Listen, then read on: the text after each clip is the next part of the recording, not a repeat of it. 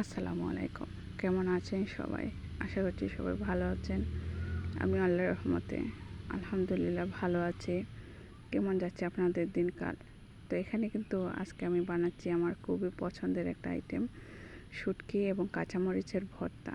তো এখানে কিন্তু আমি প্রথমে শুটকিটা দিয়ে দিয়েছি, তারপরে দিয়েছি আমি কাঁচামরিচ, অল্প একটু তেল দিয়েছিলাম। দেওয়ার পরে এখানে দিয়েছি আমি রসুন। তো রসুনটা দিয়ে আমি কিন্তু সবগুলো উপকরণ ভেজে নিব ভালোভাবে। তারপরে এখানে আমি অ্যাড করব পেঁয়াজ। একটা পেঁয়াজ এখানে কিন্তু আমি অ্যাড করব, করে পেঁয়াজ ও রসুন এবং কাঁচামরিচের সাথে আমি ভালোভাবে নেড়েচেড়ে এখানে ভেজে নিচ্ছি। তো ভাজার পরে আমি এটা রেখে দিব একটা সাইডে ঠান্ডা হওয়ার জন্য। তো এখানে কিন্তু আমার ভাজা উপকরণগুলো ঠান্ডা হয়ে গিয়েছে। এখানে আমি পাটাতে নিয়ে নিয়েছি। আমি কিন্তু শুটকির কাঁটাটা ফেলিনি, কারণ এখানে যখন আমি বাটবো তখন কাঁটাটা কিন্তু এমনিতেই মিক্স হয়ে যাবে।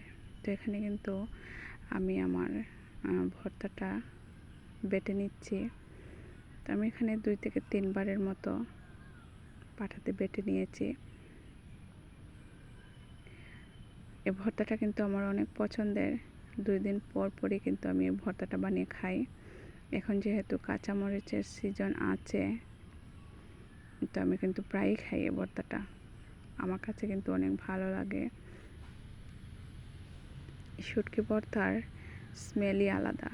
স্মেল পেলেই যেমন ভাত খাওয়ার একটা ক্রেভিংস বেড়ে যায়। আমি কিন্তু খুবই উপভোগ করে এই ভর্তাটা দিয়ে ভাতটা খাই। আপনারা কি এই ভর্তাটা খেয়েছেন?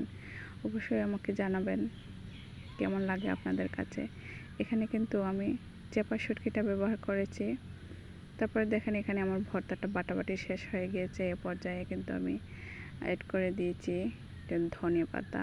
ধনিয়া পাতাটা আমি এখানে বেটে নিচ্ছি, বেটে মিক্স করে দিব। তারপরে দিয়ে দিয়েছি এখানে আমি পরিমাণ মতো লবণ।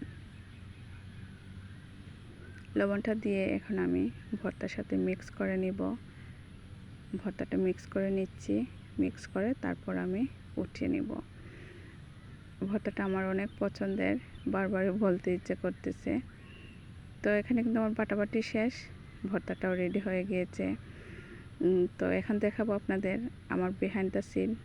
এই যে দেখেন, গরমের মধ্যে বসে বসে আমি কিন্তু ভর্তাটা বেটে নিয়েছি। অনেক গরম ছিল।